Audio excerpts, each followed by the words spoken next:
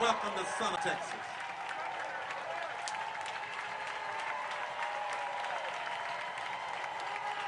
Texas.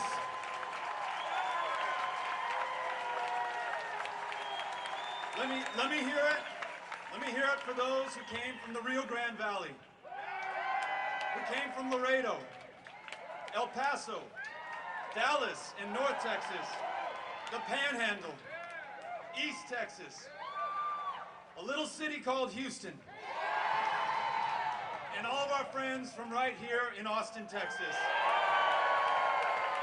There are people from every single part of this state who chose to be here right now to stand up and be counted at this moment of truth for our state, for our country, for democracy.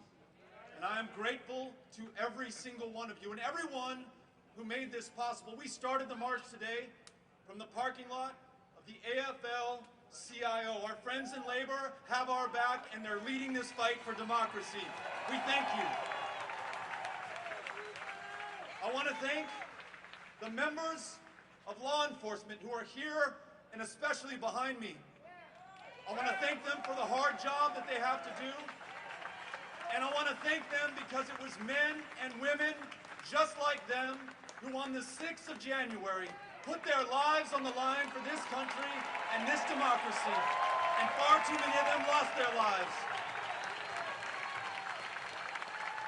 And I want to thank the Poor People's Campaign and the more than 40 allied organizations, all of whom contributed to the success of this march, this action, and this rally today. And last but not least, I want to thank Annie and Willie Nelson, who are going to be coming up here in a little bit and playing a great set for everybody who came out here today.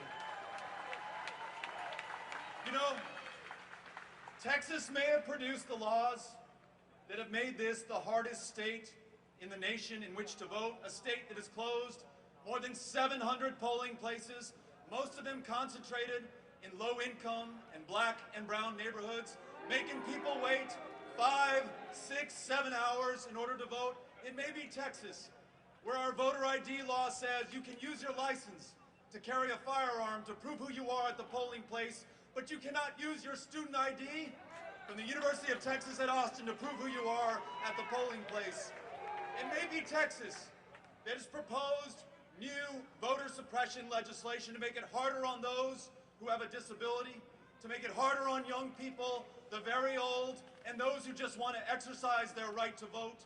But I'll tell you what, my fellow Texans, this state has produced some extraordinary leaders, some extraordinary power, and some extraordinary energy.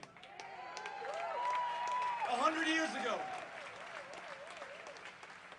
ago, the state legislature right here behind us, in all their wisdom, passed a law called the All-White Primary Bill that denied the right to vote for any person of color in any primary of any importance in the state of Texas.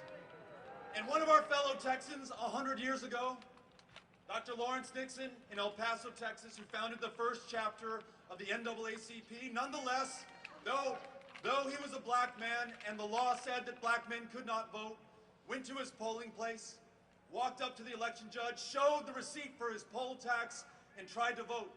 And that election judge said, Dr. Nixon, you know I can't let you vote. And Dr. Nixon said, I know you can't, but I've got to try.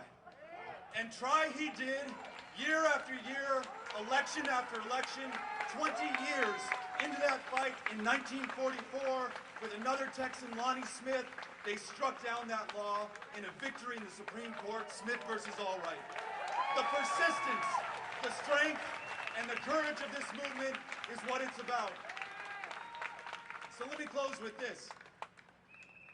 For those who are tempted to despair at this moment, given everything that we're up against, those Republicans who'd rather defend insurrection than support our democracy, these rigged voting laws in Georgia, in Florida, and a dozen other states that are going to make it harder for so many millions of our fellow Americans to vote.